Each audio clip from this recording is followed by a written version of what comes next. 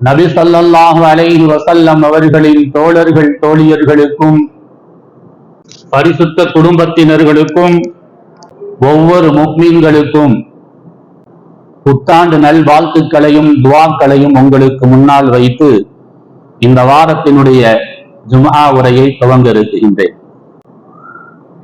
வருகின்ற திங்கட்கிழமை இஸ்லாமிய புத்தாண்டாம் ஹிஜ்ரி 1446 வருடம் துவங்க இருக்கின்றது.